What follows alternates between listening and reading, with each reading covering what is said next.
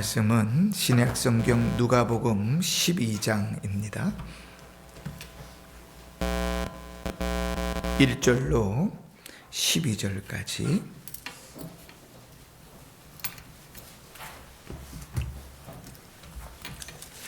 누가복음 12장 1절로 12절까지 제가 봉독할 때 하늘의 음성을 들으시길 바랍니다. 그동안에 무리 수만 명이 모여 서로 밟힐 만큼 되었더니 예수께서 먼저 제자들에게 말씀하여 이르시되 바리새인들의 누룩 곧 외식을 주의하라. 감추어진 것이 드러나지 않을 것이 없고 숨긴 것이 알려지지 않을 것이 없나니 이러므로 너희가 어두운 데서 말한 모든 것이 광명한 데서 들리고 너희가 골방에서 귀에 대고 말한 것이 지붕 위에서 전파되리라. 내가 내 친구 너희에게 말하노니 몸을 죽이고 그 후에는 능히 더 못하는 자들을 두려워하지 말라. 마땅히 두려워할 자를 내가 너희에게 보이리니 곧 죽인 후에 또한 지옥에 던져 넣는 권세 있는 그를 두려워하라. 내가 참으로 너희에게 이르노니 그를 두려워하라. 참새 5마리가 2 아사리온에 팔리는 것이 아니냐. 그러나 하나님 앞에는 그 하나도 잊어버리는 바 되지 아니하는도다. 너희에게는 심지어 머리털까지도 다 세신 바 되었나니 두려워하지 말라. 너희는 많은 참새보다 더 귀하니라. 내가 또한 너희에게 말하노니 누구든지 사람 앞에서 나를 시인하면 인자도 하나님의 사자들 앞에서 그를 시인할 것이요 사람 앞에서 나를 부인하는 자는 하나님의 사자들 앞에서 부인을 당하리라.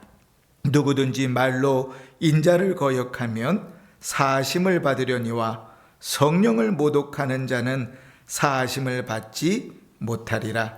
사람이 너희를 회당이나 위정자나 권세 있는 자 앞에 끌고 가거든 어떻게 무엇을 대답하며 무엇으로 말할까 염려하지 말라. 마땅히 할 말을 성령이 곧 그때에 너희에게 가르치시리라 하시니라. 아멘.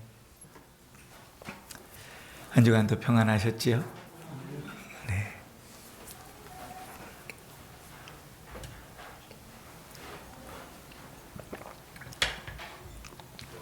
우리가 신앙을 가지고 산다는 것은 참 복되고 귀한 일입니다.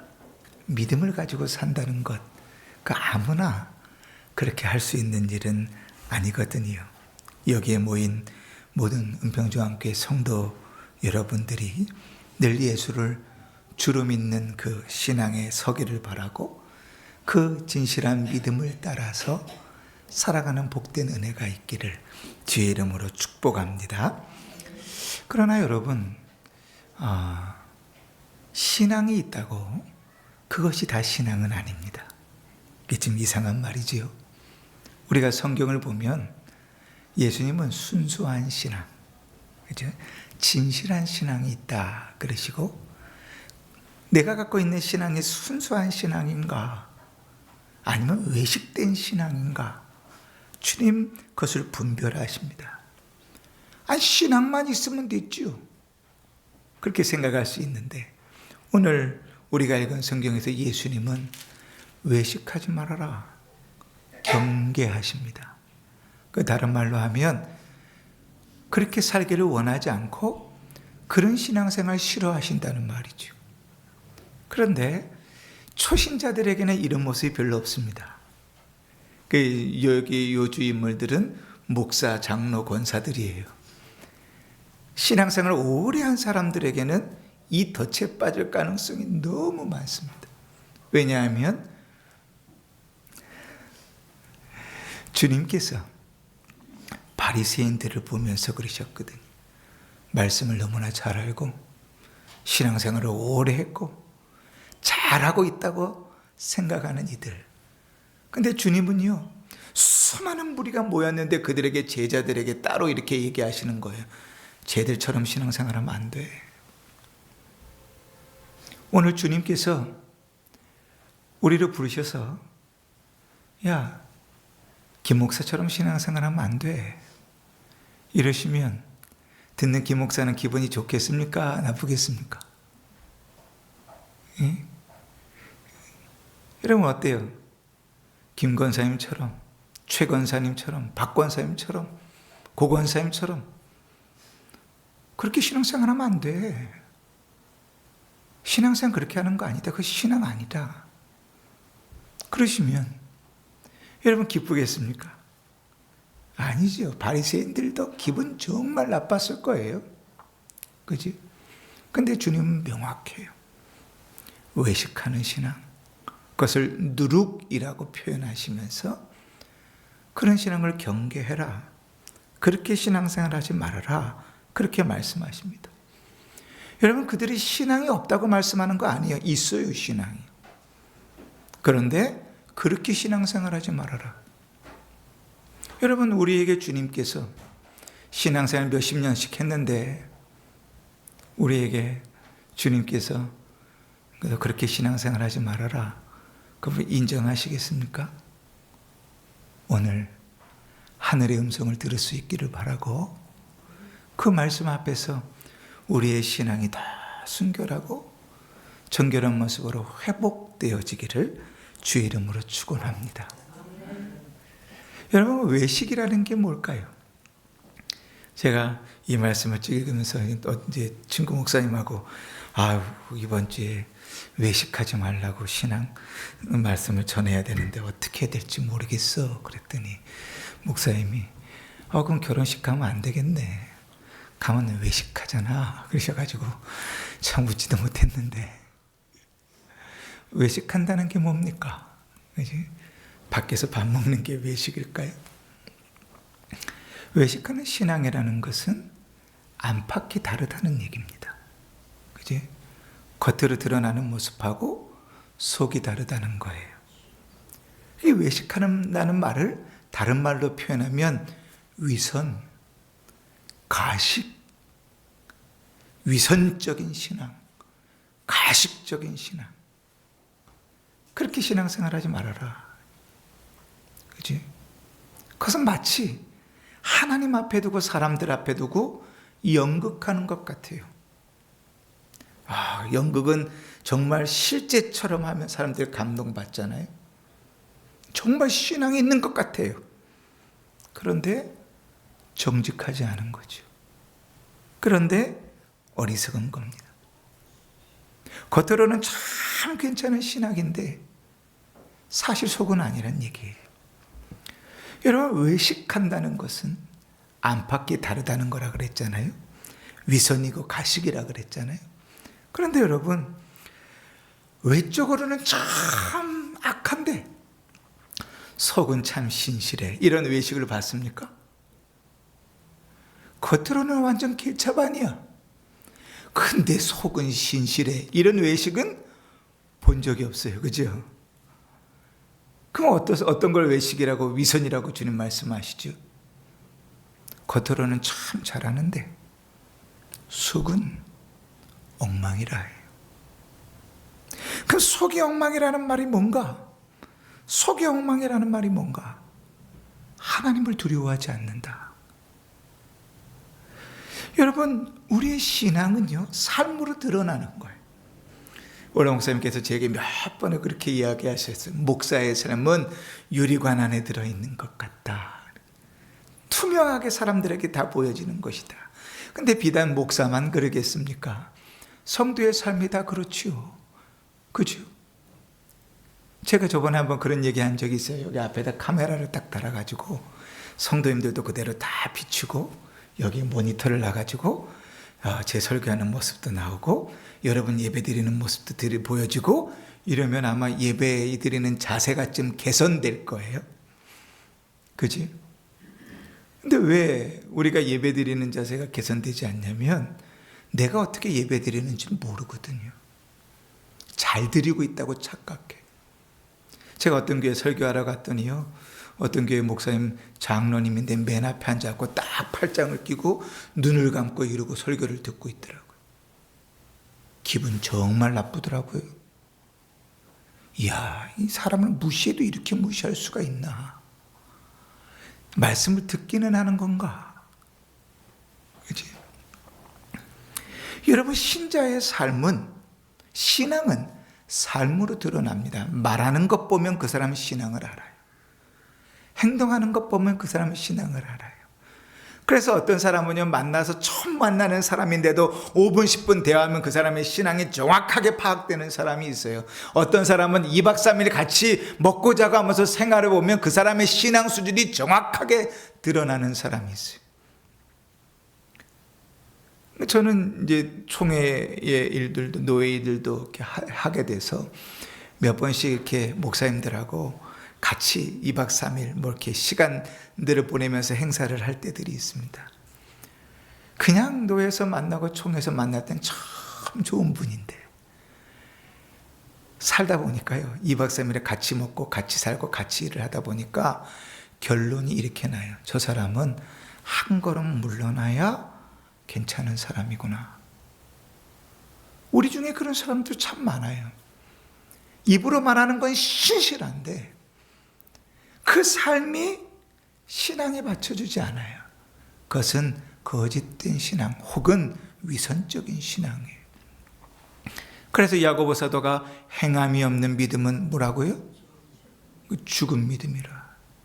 모르지 않는, 다 우리가 아는 얘기 아닙니까? 행함이 온전하고 진실한 신앙을 하나님께서 기뻐하십니다. 하나님은 주님 앞에 솔직한 사람을 기뻐하세요. 하나님을 두려워하지 않으면 솔직하지 않아요. 하나님을 두려워하지 않으면 누굴 두려워하냐면 사람들을 두려워해요. 사람들의 입에 오르는 게 싫어요. 사람들에게 말 듣는 게 싫어요. 그래서 내 자신을 꾸미고 신앙생활을 잘하는 것처럼 포장해요. 그런데 그것은 하나님을 두려워하지 않는 소치예요. 우리가 사무엘상 15장에 보면 사울 왕에 대한 내용이 나오는데 사울 왕을 보면 그 모습을 정확하게 알죠. 하나님 처음 왕으로 택하셨을 때 얼마나 그가 신실했는지 몰라요. 겸손하고 두려워서 숨었다는 것 아닙니까? 온 백성들이 모였는데 내가 뭐라고, 그지? 그런데 전쟁을 하면서 어떠한 죄를 짓죠? 사무엘이 아직 오지도 않았는데 스스로 제사를 지내고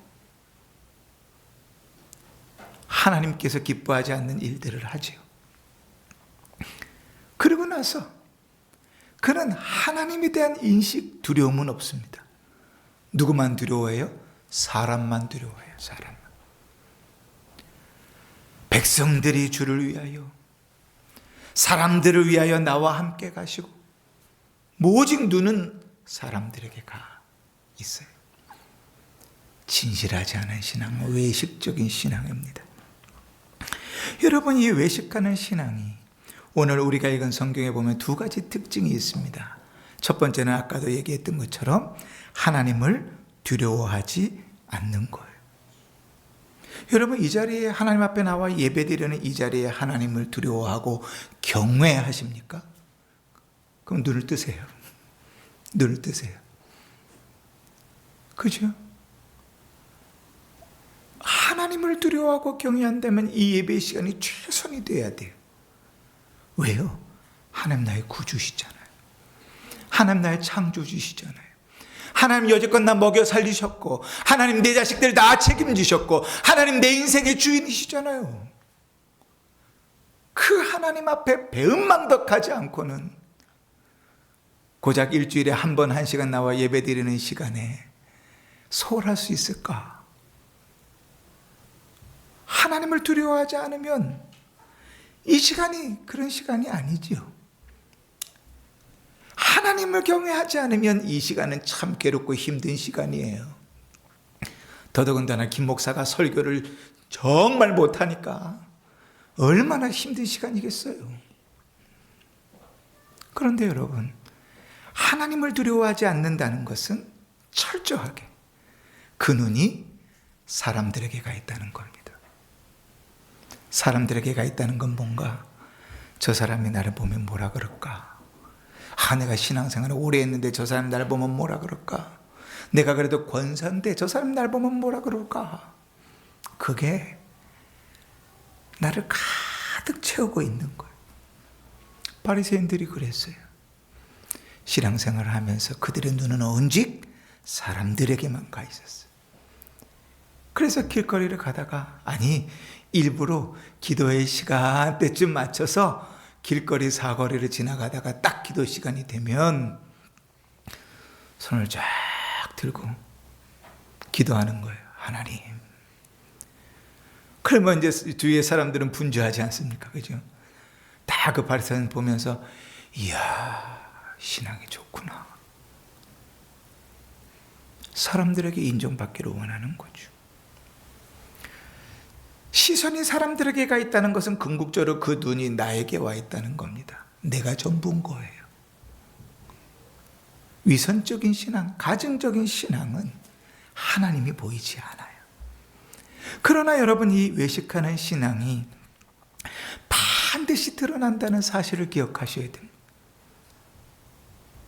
어떻게든 하나님께서는 그를 반드시 드러내세요.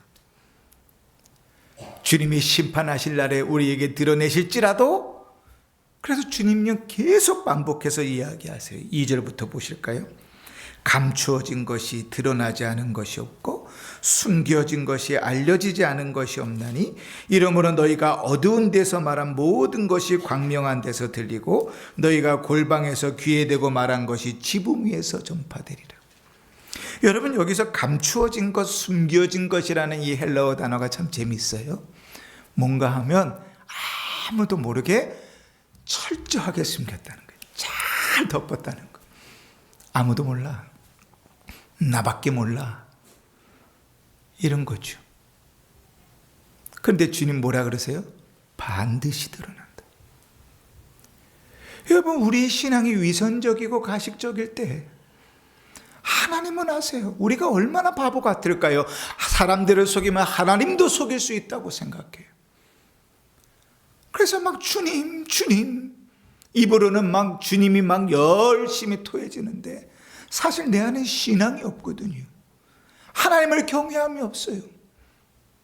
반드시 드러난다.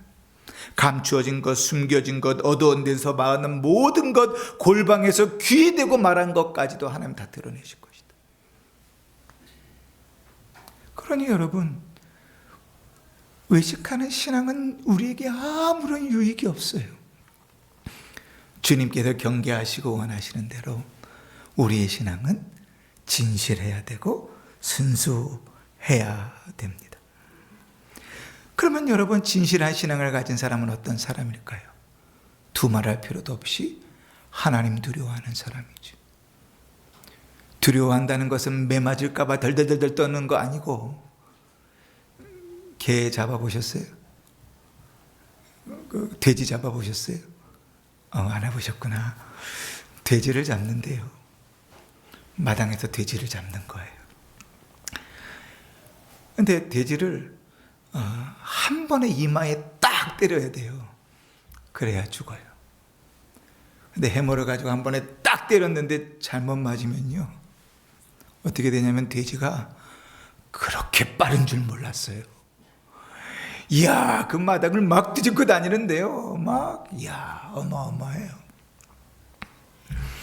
여러분, 맞을까봐 두려워하는 신앙이 아니에요. 하나님을 두려워한다는 것은 경외심이 있는 거예요. 경외예요, 경외. 하나님 그 높으신 분이라 감히 주님을 바라볼 수도 없지만, 그러나 날 사랑하시고 나에게 베푸신 은혜가 너무나 큰 것도 알기에 존경하는, 경외하는 마음이 두려움이에요. 그래서 여러분, 진실한 신앙을 가진 사람은 하나님을 두려워해요. 외식이 아니라, 위선이 아니라, 가식이 아니라 진실하고 솔직한 신앙을 가진 사람은 하나님을 두려워해요. 하나님을 두려워하기 때문에 함부로 말하지 못해요. 하나님을 두려워하기 때문에 함부로 행동하지 못해요. 우리의 언행의 심사를 하나님께서 다 아신다고 아시기 때문에 그 하나님 앞에 살아가는 그 인생이 함부로 살아가지 않아요. 뿐만입니까? 진실한 신앙을 가진 사람이 하나님을 두려워하는 이유는 하나님 앞에 우리가 영생을 얻었다는 걸 알기 때문에 그래요. 천국과 지옥이 있음을 믿기 때문에 그래요. 하나님의 심판이 있음을 믿기 때문에 그래요. 그래서 예수님은 그런 하나님을 두려워하라. 5절에 마땅히 두려워할 자를 내가 너희에게 보이리니 곧 죽인 후에 또한 지옥에 던져넣는 권세 있는 그를 두려워하라. 고작 이 땅에서 육체를 끝낼 수 있는 사람들 말고, 그런 눈치 보는 사람들 말고 너희 영혼을 들어 지옥에 쳐넣을 수 있는 그 하나님 두려워해라. 그 하나님을 경외해라. 여러분, 하나님은 우리의 믿음이 신실하기를 원해요. 진실하기를 원해요. 하나님을 두려워함으로 살아가기를 원해요. 그러면서 오늘 본문은요, 그렇게 진실한 신앙을 갖고 있는 사람, 참 신앙을 갖고 있는 사람에게 주어지는 3가지 복을 얘기합니다. 첫 번째 복이 뭔가 하면 그 믿음으로 사는 자, 하나님의 자녀. 오늘 성경에는 내 친구라고 표현하셨잖아요. 내가 그를 안다, 그렇게 표현하십니다. 내가 그를 안다. 무슨 말입니까? 진실한 신앙으로 살아가는 그 사람의 모든 것을 하나님이 아세요. 마음의 생각을 아실 뿐 아니라 그 모든 것을 주님 아세요. 이렇게 표현하십니다. 7절에 너희에게는 심지어 머리털까지도 다 세신 바 되었나니. 자, 머리카락 몇 개인지 아세요?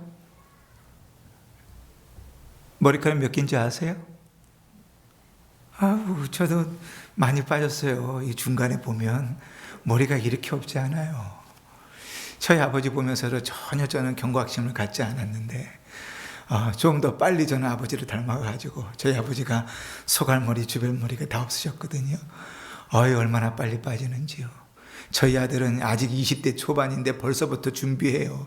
제 모습을 보고 할아버지 모습을 봤으니까요. 그런데 이렇게 머리카락이 별로 없어도요, 저는 제 머리카락이 몇 개인지 몰라요. 근데 주님 뭐라고 말씀하세요? 내가 안다 그랬어요. 머리카락을 안다. 그 쓸데없이 그거 알아갖고 뭐합니까? 그 얘기가 아니고 뭘 안다는 거예요? 너희 모든 것을 안다. 네가 지금 당해 있는 처지와 형편을 내가 안다. 머리카락까지 세시는 그 하나님이 네 마음과 네 계획과 네 꿈을 내가 안다. 네 삶에 걸어가고 있는 그 어려웠던 환경들을 내가 안다. 네가 걸어가고 있는 걱정하고 고민스럽고 염려하고 있는 그 모든 것도 내가 안다. 주님 말씀하세요. 참된 믿음, 진실한 신앙으로 살아가는 자 주님이 아신다 그래요. 시편 139편에 주님이 아시는 것을 이렇게 잘 시로 표현해놨어요. 여호와여, 주께서 나를 살펴보셨으므로 나를 아시나이다. 주께서 내가 앉고 일어섬을 아시고 멀리서도 내 생각을 밝히 아시오며 나의 모든 길과 눕는 것을 살펴보셨으므로 나의 모든 행위를 익히 아시오니 여호와여, 내 혀의 말을 알지 못하는 것이 하나도 없나이다. 하나님이요, 마치 CCTV를 보고 계시듯이, 요즘 CCTV는 음성은 안 들리잖아요. 영상 음성이 다 되는 CCTV를 보고 계시듯이 우리 모든 것을 아신다. 신실한 믿음, 진실한 믿음으로 살아가는 자에게 주님 말씀하시는 복이지요. 두 번째 복은 뭡니까? 그 아시는 그 하나님께서 우리를 귀히 여기고 책임지신다. 6절에 보니까요, 참새 2마리가 두 아사리온에 팔리는 것이 아니냐 이럽니다. 참새로 번역했는데 원래 헬라어 본문에는 작은 새입니다. 그러니까 우리나라 참새가 작으니까 아마 참새라고 했던 것 같아요. 참새 잡아먹어 보셨습니까? 이상하네. 더 저보다 오래된 세월을 사셨는데 참새를 안 잡아 먹어보셨군요. 하루 종일 참새를 잡아도 몇 마리 못 잡더라고요. 아침부터 일찍 일어나서 새총 깎아가지고, 그리고 하루 종일 참새를 잡으러 다녔는데 몇 마리 못 잡았어요. 그 몇 마리 못 잡은 그 참새를 가지고 저녁에 오면, 옛날에는 이 부뚜막에다가 밥을 했잖아요. 불을 지펴가지고. 거기다가 털을 다 뽑아가지고 이렇게 구워서 먹는 거예요. 먹어보신 분 알죠? 그 참새 이렇게 구워서 먹어보는데, 참새 딱 구우면 얼마큼 나오는지 아십니까?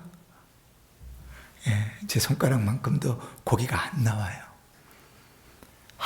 아주 작아요. 고기 두 개 먹어봐야 그 삼겹살 1인분 먹는 거하고는 비교가 안 돼요. 양이 엄청 적어요. 그런데 주님께서 뭐라 그러세요? 그 보잘것없는 새. 그 당시에 정말 먹고 살 것 없는 사람들, 제사를 지내야 되는데 정말 할 수 없는 사람들, 그 아주 먹고 사는 것이 없는 그 사람들이 참새를 잡아서 먹는데요.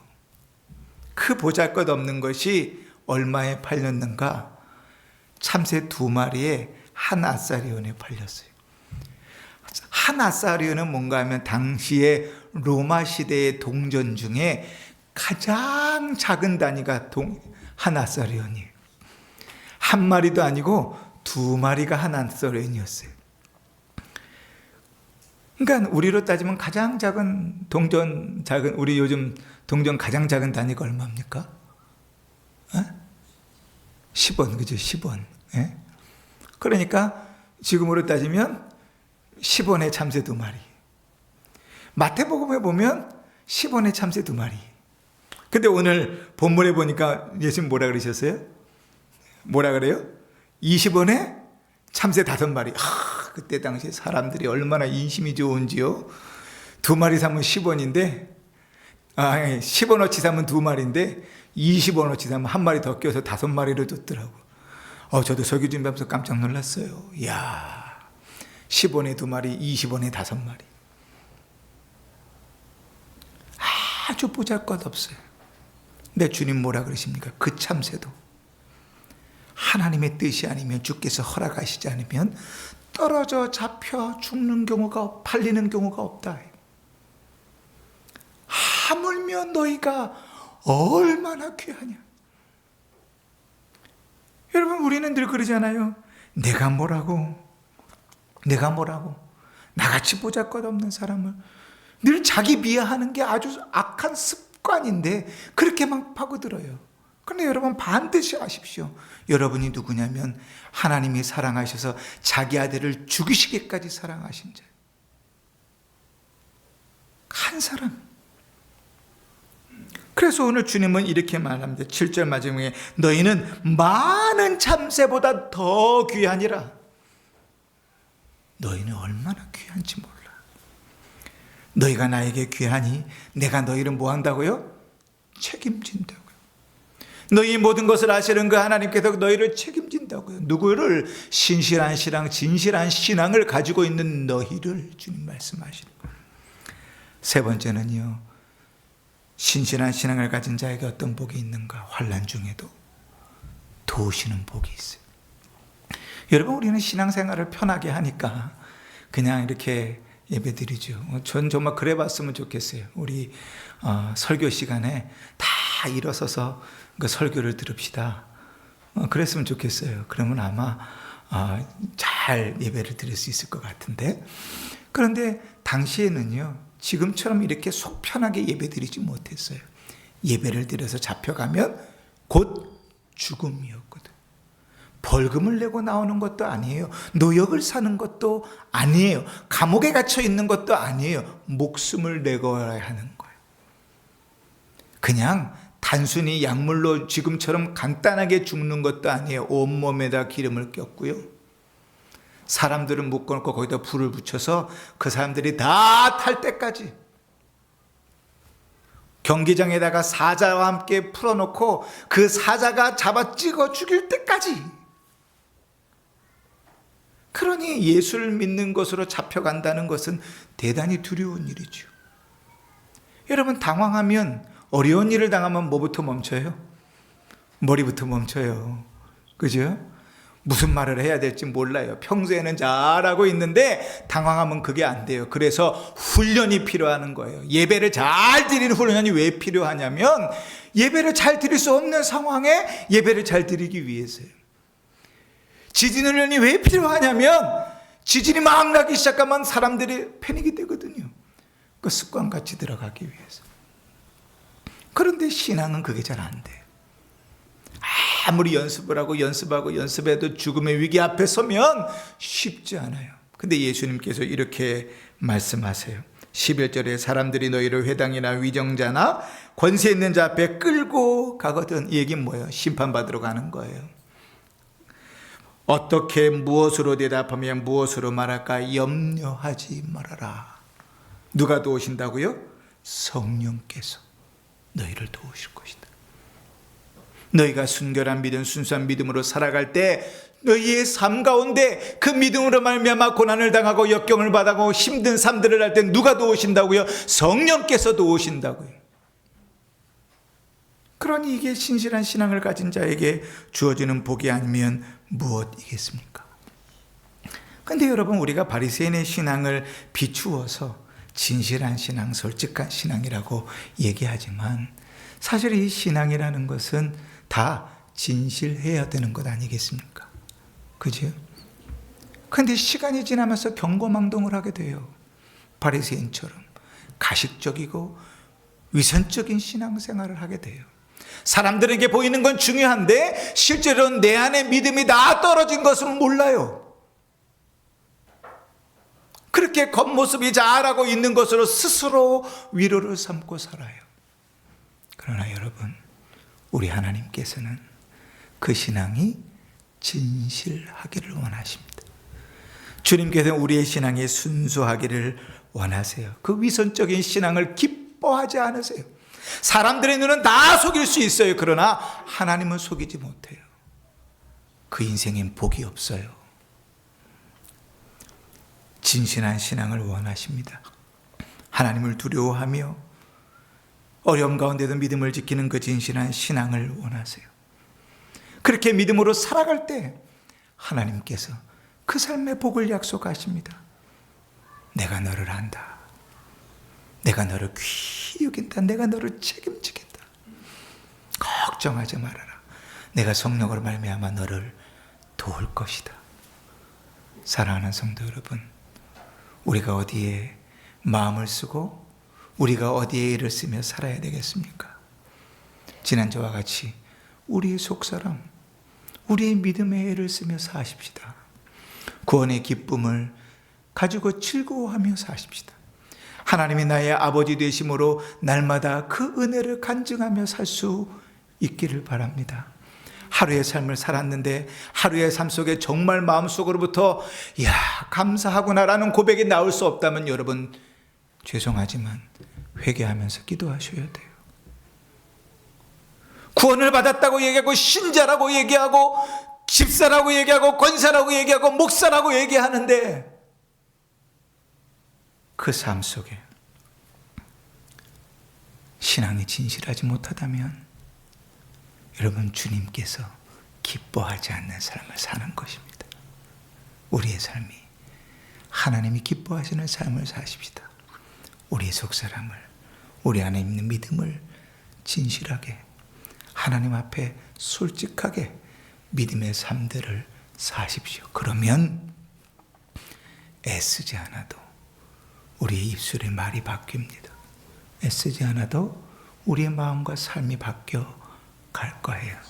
그 진실한 신앙이 회복돼요. 주님이 약속하신 복된 삶들이 우리의 삶에서 날마다 간증이 되기를 주 이름으로 축원합니다. 아멘.